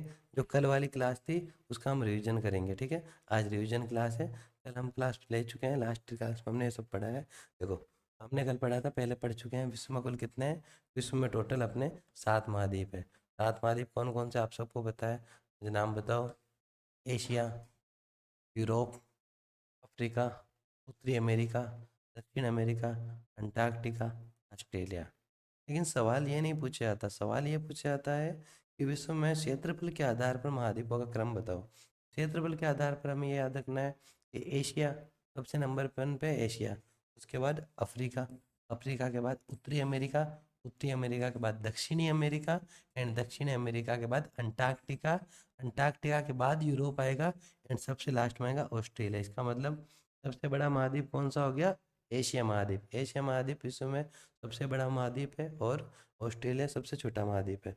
फिर जनसंख्या का ऑर्डर पूछा जाए, जनसंख्या में दो महाद्वीपों का ऑर्डर क्षेत्रफल वाले से चेंज करना है, बाकी सेम हो जाएगा। तो पहले एशिया, फिर इसके बाद अफ्रीका, फिर यूरोप को ऊपर ले आना है, उत्तरी अमेरिका सेम, उत्तरी अमेरिका के बाद दक्षिण अमेरिका सेम, उसके बाद ऑस्ट्रेलिया और अंटार्कटिका। यहाँ पे बर्फ जमी रहती है, बहुत कम लोग रहते हैं, ना के बराबर ही, बस एस्किमो जनजाति के लोग रहते हैं, इसलिए जनसंख्या के हिसाब से ये महाद्वीप सबसे नीचे आएगा। ठीक है ना? अब ये हमने इन दोनों का ऑर्डर पढ़ चुके हैं, अब चलते हैं नेक्स्ट पेज पर। अब देखो, हमने सबसे पहले उत्तरी अमेरिका की पर्वतमालाएं पढ़ी थी। सबसे पहले हमने पढ़ा, देखो, रॉकी पर्वत। रॉकी पर्वत क्या है? रॉकी पर्वतमाला उत्तरी अमेरिका की सबसे लंबी पर्वतमाला थी, जो कनाडा और यूएसए में स्थित है। यह पर्वतमाला कनाडा और यूएसए में सबसे लंबी पर्वतमाला। ध्यान रहे, उत्तरी अमेरिका की सबसे ऊंची चोटी माउंट मैकिनले, माउंट देनाली, जो 6194 मीटर है, वह अलास्का श्रेणी में है, अलास्का देश में है। रॉकी सबसे लंबी पर्वत श्रेणी है, ठीक है ना? ये चीज़ आप ध्यान रखना। उत्तरी अमेरिका की सबसे लंबी पर्वत श्रेणी यूएसए और कनाडा में स्थित है। इसकी सबसे ऊंची चोटी है माउंट एल्बर्ट या माउंट एल्ब्रूस, ठीक है? ये ध्यान रखना। फिर इसके बाद अपलेशियन पर्वत। अपलेशियन पर्वत का ये ध्यान रखना, जैसे राजस्थान में अरावली है, विश्व की सबसे प्राचीनतम वलित पर्वतमाला है, यह उसके समकालीन है। अपलेशियन पर्वत भी विश्व का सबसे प्राचीनतम वलित पर्वत ही है, इसका भी ध्यान रखना। अपलेशियन, एक चीज़ ध्यान रखना, जितने भी ये पर्वत समूह है वो सभी पश्चिमी दिशा में है, पश्चिमी कार्डिलेरा का भाग है, लेकिन एकमात्र अपलेशियन पर्वत है ये उत्तरी अमेरिका के पूर्वी तट पर है। ठीक है? बाकी सब पश्चिमी कार्डिलेरा का भाग है, सब पश्चिमी तट पर है, लेकिन जो अपलेशियन पर्वत है यह कहाँ पर स्थित है? यह पूर्वी तट पर स्थित है, ध्यान रखना, यूएसए में स्थित है। और इसकी अपलेशियन पर्वत की सबसे ऊंची चोटी है माउंट मिशेल, ये भी ध्यान रखना।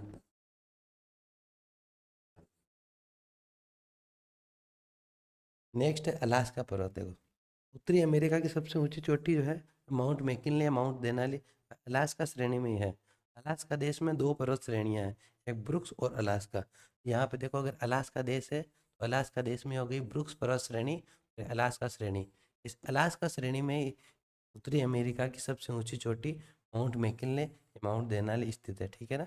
इसके बीच में एक पठार है, जो यूकोन का पठार, जो दो पर्वतों के मध्य, इसलिए वह अंतरा पर्वतीय पठार है। और cascade range, cascade range simply कुछ भी नहीं है, ये पश्चिमी कार्डिलेरा का भाग है और ये कनाडा में स्थित है। नेक्स्ट है सिएरा निवेदा। ये मोस्ट इम्पोर्टेंट आ जाती है, क्यों? क्योंकि विश्व में हम अगर पर्वतों के प्रकार को देखते हैं तो एक पर्वत होता है ब्लॉक पर्वत, एक पर्वत होता है ज्वालामुखी पर्वत, एक होता है वलित पर्वत, एक होता है अवशिष्ट पर्वत। ठीक है? तो जो ब्लॉक पर्वत होते हैं, जिनको भ्रंशोत पर्वत भी कहते हैं, उन पर्वतों में विश्व में सबसे बड़ा पर्वत कौन सा है? Sierra Nevada. सिएरा निवेदा है, यह ब्लॉक पर्वत में सबसे बड़ा पर्वत है। कहाँ पर स्थित है? यूएसए में। इस टाइप का आता है ब्लॉक पर्वत, ब्लॉक पर्वत सबसे बड़ा। तो ब्लॉक पर्वत कह दो, चाहे फोल्डेबल माउंटेन कह दो, कुछ भी कह दो, दोनों में से कुछ भी नाम ले लो। ठीक है ना? नेक्स्ट देखो, सिएरा माद्रे। कैलिफोर्निया के नीचे देश आता है मेक्सिको। ठीक है? जो सिएरा माद्रे कहा जाता है कि सिएरा जो निवेदा है इसका ही विस्तार है, वो सिएरा माद्रे है, बाकी इसमें कुछ भी नहीं है। सिएरा माद्रे कहाँ पर आ गया? मेक्सिको में। नेक्स्ट अपना मैना की पर्वत। देखो, वैसे तो विश्व की सबसे ऊंची पर्वत चोटी कौन सी है? अपने एशिया में स्थित है, क्या नाम है इसका? Mount Everest. कितनी? 8848.84 मीटर जिसकी हाइट है। लेकिन अगर सागरीय नितल के आधार पर देखें, सागरीय नितल क्या होता है? देखो, जैसे यहाँ से सारा महाद्वीप खत्म होता है, महाद्वीप खत्म होने के बाद जब समुद्र विस्तार होता है, तो यहाँ पर जो इसका कचरा अवशेष वगैरह रहते हैं, इसको अपन कहते हैं निगमन तट। क्या कहते हैं? निगमन तट। निगमन तट के बाद समुद्र में एक स्लोप रहता है, ढाल रहती है, इसको अपन कहते हैं महाद्वीपीय ढाल। महाद्वीपीय ढाल के बाद महासागर में एक नीचे एक मैदान रहता है, तो समतल मैदान रहता है, उसको कहते हैं सागरीय नितल मैदान। इस सागर के नितल के मैदान से एक पर्वत निकाला गया है, जिस पर्वत का नाम है मेना की पर्वत। सागरीय नितल के आधार पर ये विश्व का सबसे ऊपर पर्वत है, क्योंकि हमने देखा है माउंट एवरेस्ट की लंबाई कितनी है? 8484। ठीक है? और जो अपनी इसकी है 9140 की, इसकी मेना की, लेकिन ये बेचारा पानी के अंदर है, आधा पानी के अंदर है, आधा पानी के बाहर है, ठीक है। और ये 4200 मीटर तो पानी के अंदर है और बाकी ये पानी के ऊपर है, तो इसका ध्यान रखना। सागरीय नितल के आधार पर यह विश्व की सबसे लंबी पर्वत चोटी है, लंबा पर्वत है कौन सा, मैनाकी पर्वत। कहाँ पर स्थित है, हवाई द्वीप। हवाई द्वीप कहाँ स्थित है, उत्तरी अमेरिका के पश्चिम भाग में। अमेरिका के अधीन जो द्वीप समूह है उनको हवाई द्वीप कहा जाता है, जो कि अभी प्रशांत महासागर में स्थित है, ठीक है। लेकिन उन पर अधिकार किसका, अमेरिका का। उसी हवाई द्वीप में सबसे ऊंची पर्वत पर्वत श्रेणी है जिसका नाम है मैनाकी पर्वत। नेक्स्ट है black hills, blue hills, green hills, white hills.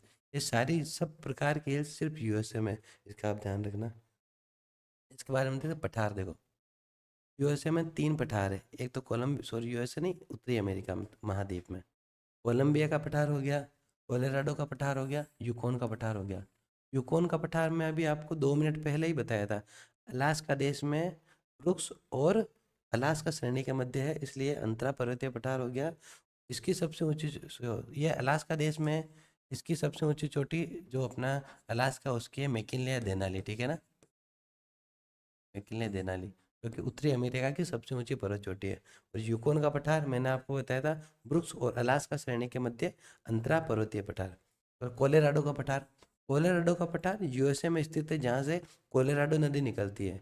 ये कोलोराडो नदी नदी द्वारा निर्मित विश्व के सबसे गहरे गर्त ग्रैंड कैनियन का निर्माण करती है, ठीक है ना। ये ध्यान रखना, कोलोराडो नदी यूएसए यहीं कोलोराडो के पठार से निकलती है। कोलंबिया का पठार ये भी यूएसए में स्थित है। अब हम देखते हैं उत्तरी अमेरिका की प्रमुख नदियाँ। देखो सबसे पहली नदी है मैकेंजी और नेल्सन नदी। पहली चीज़ हमें ये ध्यान देनी चाहिए, देखो उत्तरी अमेरिका में ये पहला देश है, ये तो अलास्का हो गया। अलास्का के बाद ये देश हो गया कनाडा। कनाडा के बाद ये वाला यूएसए, यूएसए के बाद ये मेक्सिको। कनाडा में 5 जिले हैं, कौन कौन सी, Great Bear, Great Slave, Athabasca, Rainier, Winnipeg, ठीक है। इनमें से देखो जो हमारी सबसे पहली ग्रेट बियर झील है, यहाँ से एक नदी निकलती है जो मैकेंजी नदी, ठीक है। और दूसरी नेल्सन नदी, जो विनिपेग झील है, यहाँ से नेल्सन नदी निकलती है। ये दोनों नदी कहाँ पर है, कनाडा में, कैनेडियन शील्ड में है, और ये कैनेडियन शील्ड की झीलों से निकलती है। और ये मैकेंजी और नेल्सन ये दोनों हडसन की खाड़ी में गिरती है, यहाँ पर हडसन की खाड़ी, ठीक, हडसन की खाड़ी के बाद नेक्स्ट नदी पे हम चलते हैं। नेक्स्ट नदी है मिसिसिपी और मिसौरी। देखो ये अपना यूएसए है। यूएसए में एक नदी है, झील है जिसका नाम है इटास्का। इटास्का झील से एक नदी निकलती है जिसका नाम मिसिसिपी। अब मिसिसिपी में आगे यहाँ से एक मिसौरी नदी और मिल जाती है, मिसिसिपी मिसौरी। यहाँ से इसमें ओहियो नदी मिल जाती है, यहाँ पे इसमें टेनेसी नदी मिल जाती है। और इस प्रकार यह मिसिसिपी मिसौरी नदी तंत्र मिलके विश्व के सबसे बड़े नदी तंत्र का निर्माण करती है। मतलब अपवाह तंत्र इसका सबसे बड़ा है विश्व में। अगर इसका विश्व में सबसे बड़ा अपवाह तंत्र है, इसका मतलब यह है कि यह विश्व में सबसे बड़े मैदान का निर्माण करती है, जो मैदान कहलाता है ग्रेट प्लेन्स, ठीक है ना। और इसकी सहायक नदी हो गई टेंसले या टेनेसी, टेंसले कह दो, टेनेसी कह दो, या इसके ओहियो, पोटामेक और मिसौरी, ठीक है। नेक्स्ट हम देखते हैं रियो डी ग्रांडे नदी। अब रियो डी ग्रांडे नदी क्या है, ये भी यूएसए से निकलती है, लेकिन ये फेमस क्यों है, क्योंकि ये जब बे ऑफ मेक्सिको में गिरती है, मेक्सिको खाड़ी में गिरती है, उससे पहले ये यूएसए और मेक्सिको की सीमा बनाती है, ठीक है। सीमा निर्धारित करने वाली नदी है, इसलिए इम्पोर्टेंट नदी हो जाती है। नेक्स्ट है पोटामेक नदी। पोटामेक नदी, इसमें सिर्फ एक ही चीज़ इंपॉर्टेंट है, जो पोटामेक नदी यूएसए से निकलती है, इसके किनारे वॉशिंगटन डीसी शहर स्थित है। और वॉशिंगटन डीसी शहर क्यों फेमस है, क्योंकि वॉशिंगटन डीसी में अपन देख सकते हैं कि वॉशिंगटन डीसी में एक तो आईएमएफ का कार्यालय है, विश्व मुद्रा कोष का, ठीक है। दूसरा डब्ल्यूएचओ का, दोनों का इसका कार्य मुख्यालय है, वाशिंगटन डीसी में स्थित है। वर्ल्ड बैंक का, वर्ल्ड बैंक का मुख्यालय, दूसरा आईएमएफ, इंटरनेशनल मॉनेटरी फंड, ठीक है, अंतर्राष्ट्रीय मुद्रा कोष, इन दोनों का कार्यालय कहाँ पे स्थित है, हमारे वॉशिंगटन डीसी, जो कि इस नदी के किनारे पोटामेक। नेक्स्ट नदी है कोलोराडो नदी। ये मैंने आपको बता ही दिया, कोलोराडो नदी कोलोराडो के पठार से निकलती है और सबसे गहरे गर्त ग्रांड कैनियन का निर्माण करती है। इसके बारे में देखते हैं झीलें। मैंने अभी आपको 2 मिनट पहले बताया था कि कैनेडियन शील्ड की 5 झीलें कौन कौन सी, Great Bear, Great Slave, Athabasca, Rainier, Winnipeg. यह पांचों झील कनाडा में स्थित है, इसलिए कैनेडियन शील्ड की झीलें कहलाती है, ठीक है ना। ग्रेट बियर झील से एक नदी निकलती है, हम कहते हैं मैकेंजी नदी। हडसन की खाड़ी में गिरती है। उसके बाद विनिपेग झील है, इससे एक नदी निकलती है जिसका नाम है नेल्सन नदी, ये भी हडसन की खाड़ी में गिरती है। विनिपेग जो जगह है कनाडा में, यहाँ पर विश्व में सर्वाधिक गेहूं का उत्पादन होता है, इसलिए विनिपेग को हम विश्व गेहूं मंडी भी कहा जाता है, ठीक है ना। और देखो ग्रेट लेक्स, ग्रेट लेक्स क्या है, ये जैसे बॉर्डर है, ये कनाडा और ये यूएस है, कनाडा और यूएस है। कनाडा और यूएसए के बॉर्डर पर 5 झीलें हैं, कौन कौन सी, Superior, Michigan, Ohio, Erie, Ontario. इनमें से जो मिशिगन झील है वो कनाडा और यूएसए के बॉर्डर पर स्थित नहीं है, बाकी सुपीरियर हो गई, ओहियो हो गई, ह्यूरस हो गई, और अपना eerie, Ontario, superior, Huron, eerie, Ontario, यह चारों झील कनाडा और यूएसए के बॉर्डर पर स्थित है। और बाकी जो मिशिगन झील है यह बॉर्डर पर नहीं है, ये सिर्फ यूएसए में स्थित है। यानी ग्रेट लेक्स कहा जाता है क्योंकि विश्व का लगभग 22% फ्रेश वाटर पीने का पानी यही पांचों झील सप्लाई करती है। और सुपीरियर झील है विश्व की सबसे बड़ी मीठे पानी की झील है, और मिशिगन विश्व की सब सॉरी यहाँ की दूसरी सबसे बड़ी मीठे पानी की झील है मिशिगन। लेकिन मिशिगन झील जो है वो आपको पता है मिशिगन सिर्फ यूएसए में है, बाकी जो चार हो गई सुपीरियर हो गई, ह्यूरॉन, इरी और ओंटारियो, यह चारों झील कनाडा एंड यूएसए की बॉर्डर पर स्थित है। हम ये देख चुके हैं। इसके बाद देखो ये superior, Michigan, Huron, eerie, Ontario. Superior विश्व की सबसे बड़ी मीठे पानी की झील, ये ह्यूरॉन नहर से ह्यूरॉन नदी से मिलती, ह्यूरॉन झील से मिलती है। कौन सी नहर से, सू नहर। सू नहर से जो सुपीरियर झील है ह्यूरॉन झील से मिलती है। और यहाँ ईरी और ओंटारियो, ईरी और ओंटारियो को जोड़ने वाली नहर का नाम है वेलेंड नहर। इसी वेलेंड नहर पर नायग्रा जलप्रपात है जो कि विश्व का सबसे चौड़ा जलप्रपात है, आप ध्यान रखना। वेलेंड नहर जो ईरी और ओंटारियो के मध्य है, ये भी पूछा जा सकता है नियाग्रा जलप्रपात कौन सी झीलों के मध्य है, ईरी और ओंटारियो, ठीक है। इन्हें ग्रेट लेक्स कहा जाता है। इसके बारे में देखते हैं साल्ट झील, ये यूएसए में विश्व की दूसरी सबसे बड़ी खारे पानी की झील है। के बारे में देखते हैं जलप्रपात, नियाग्रा जलप्रपात हम पढ़ चुके हैं, ईरी और ओंटारियो के मध्य वेलेंड नहर पर स्थित है। मरुस्थल, इसके जो भी सारे मरुस्थल हैं, जैसे ये अपना नॉर्थ अमेरिका है, नॉर्थ अमेरिका में मुख्यतः मरुस्थल यहाँ यूएसए में स्थित है। यूएसए में यह है ग्रेट बेसिन, ग्रेट बेसिन के जस्ट नीचे आ जाएगा मोजाबे, मोजाबे, मोजाबे के जस्ट नीचे है अपने सोनोरन। इसके बाद है चिहू आहून, चिहू आहून। अब ये चिहू आहून है, यह नॉर्थ अमेरिका का सबसे बड़ा मरुस्थल है, ठीक है। ये बात ध्यान रखना, ये 4 मरुस्थल है, ग्रेट बेसिन, मोजाबे, सोनोरन और चिहू आहून। सोनारा मरुस्थल यूएसए, ग्रेट बेसिन, मोजाबे, चिहू आहून, यह उत्तरी अमेरिका का सबसे बड़ा मरुस्थल है, मैं बता चुका हूँ। नोट नोट पढ़ लो आप एक बार, उत्तरी अमेरिका के मरुस्थलों का निर्माण कैलिफोर्निया की ठंडी जलधारा से होता है। यहाँ प्रशांत महासागर है, प्रशांत महासागर की जो जलधारा है उसका नाम है कैलिफोर्निया की ठंडी जलधारा। विश्व में लगभग सभी मरुस्थलों का निर्माण ठंडी जलधारा से हुआ है, ठीक है ना, ये आप ध्यान रखना। तो इसका इन जो मरुस्थलों का निर्माण हुआ है कैलिफोर्निया या प्रशांत महासागर या फिर उत्तरी प्रशांत महासागर की ठंडी जलधारा से हुआ है। इसके बाद हम देखते हैं यहाँ पे कौन कौन से द्वीप है। मुख्यतः यहाँ पे 2 द्वीप समूह है, एक तो हो गया हमारा हवाई द्वीप जो मैं पहले बता चुका हूँ, दूसरा है हमारा ग्रीनलैंड। तो ग्रीनलैंड क्या है, ये कनाडा है, कनाडा के ऊपर यहाँ पे ग्रीनलैंड है। वैसे तो ग्रीनलैंड किसका, उत्तरी अमेरिका का भाग है, लेकिन इस पर कब्जा कौन से देश का है, डेनमार्क का, इस पर राजनीतिक अधिकार है। और ग्रीनलैंड में एक जनजाति पाई जाती है, उस जनजाति को कहते हैं एस्किमो जनजाति। एस्किमो जनजाति वही है जो बर्फ़ के घर बनाकर रहती है, और उन बर्फ़ के घरों को कहता है इग्लू। अब बर्फ़ के घरों में तो रह लिए, अब खाएंगे क्या, उसके लिए शिकार करते हैं।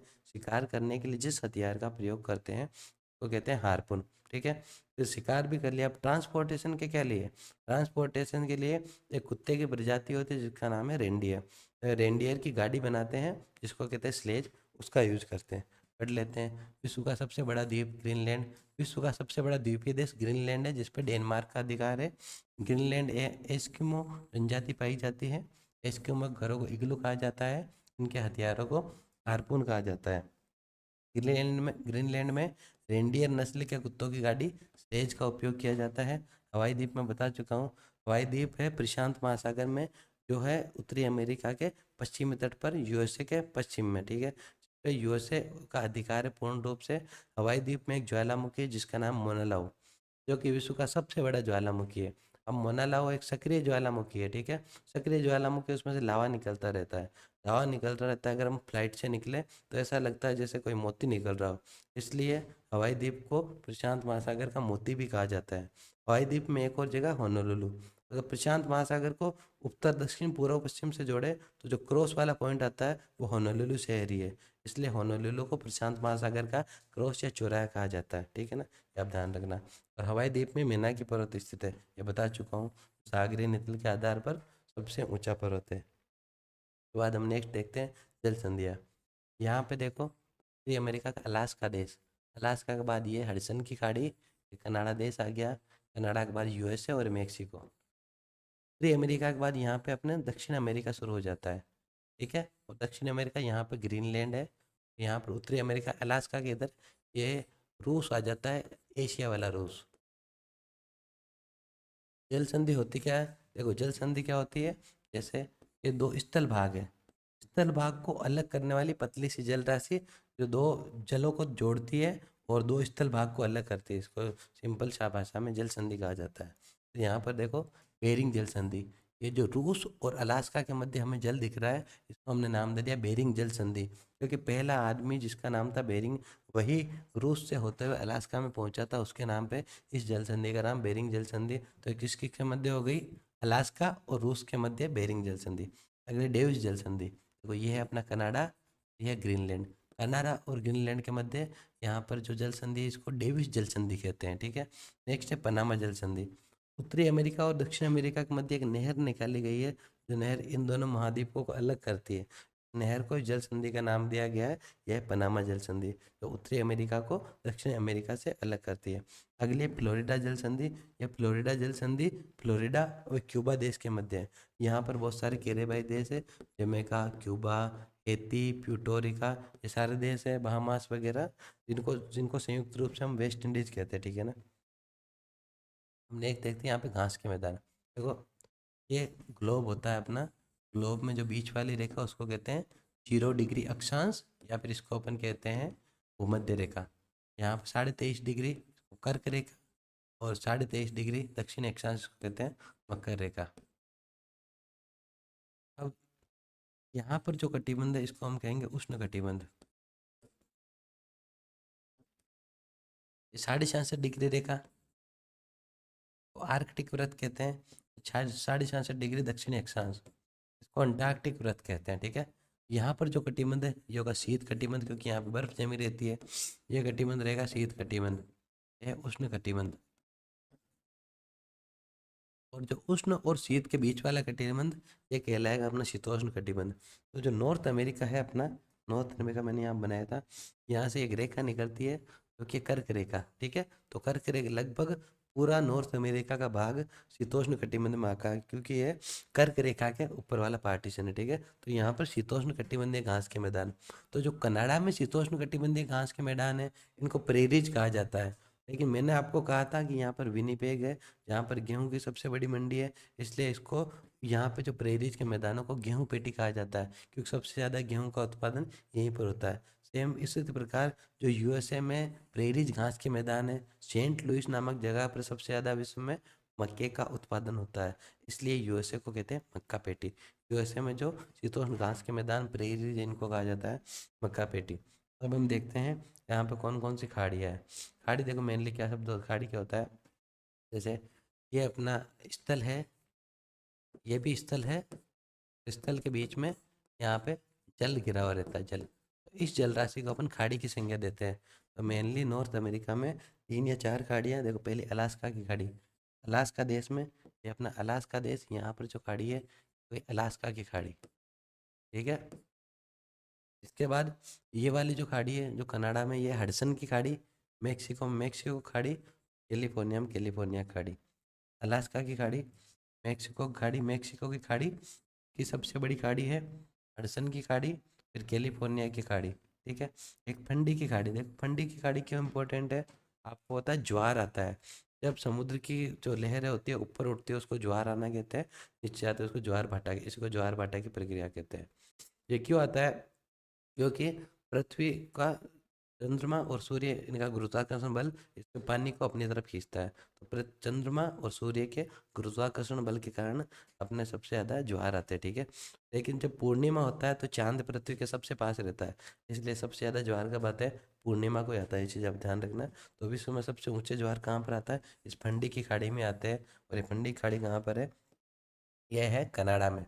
नेक्स्ट हम देखते हैं इसके महत्वपूर्ण तथ्य। देखो, सबसे पहले उत्तरी अमेरिका की खोज, मतलब अमेरिका की खोज की थी कोलंबस ने। कोलंबस खोज करने निकला था भारत की, लेकिन वो खोज कर बैठा ईस्ट में इंडिया की खोज करने निकला था, लेकिन उसने वेस्ट में इंडिया की खोज कर ली, इसलिए वो देश कहलाए वेस्ट इंडीज।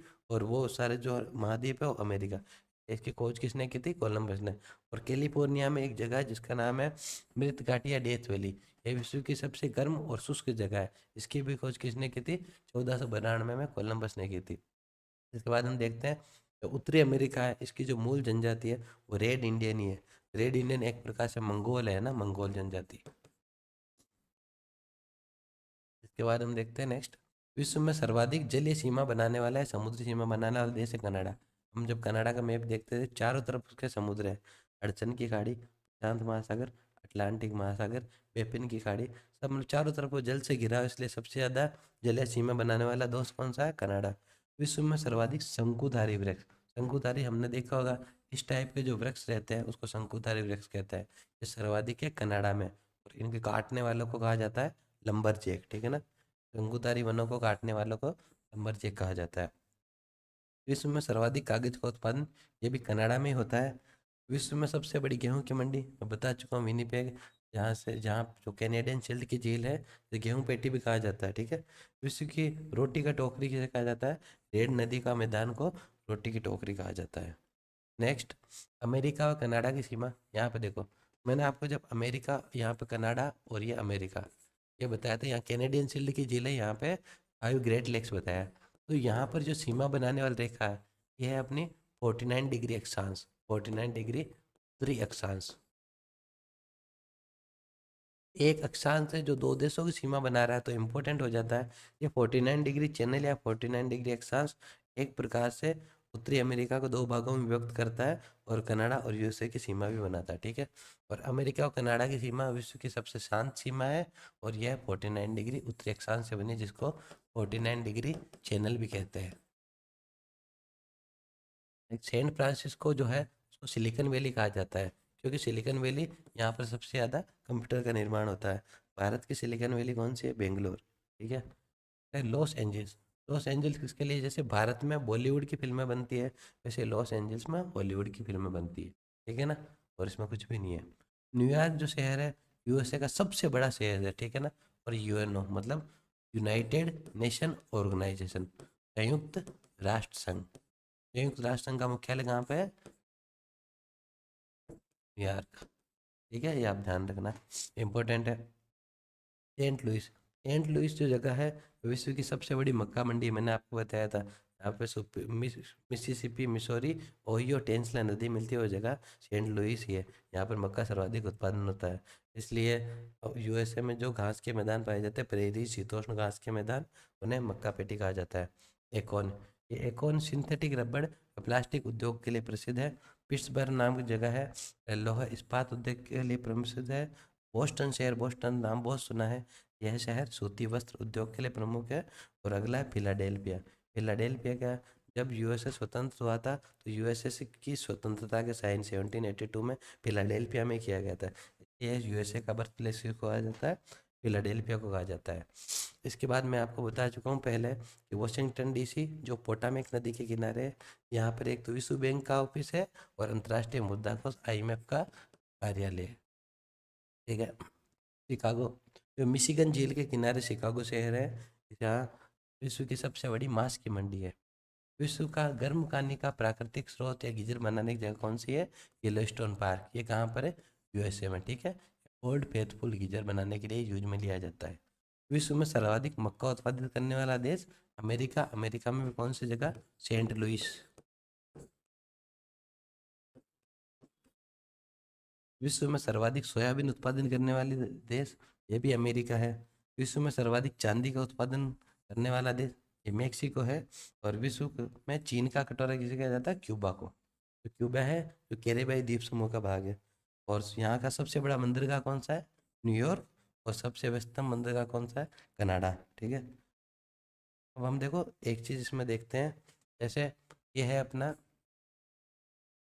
नेक्स्ट पेज पे देख लेते हैं। ये है अपना नॉर्थ अमेरिका, ये है अपना सेंट्रल अमेरिका, मध्य अमेरिका, ये है अपना साउथ अमेरिका। South America. जो लेटिन लोग हैं वो सर्वप्रथम सेंट्रल अमेरिका और साउथ अमेरिका में आए थे, इसलिए मध्य अमेरिका और दक्षिण अमेरिका को मिला के अपन क्या कहते हैं? Latin America. ठीक है ना? तो लेटिन अमेरिका क्या है? मध्य अमेरिका और दक्षिण अमेरिका, इन दोनों को मिलाकर क्या कहते हैं? Latin America. ये चीज़ आप ध्यान रखना।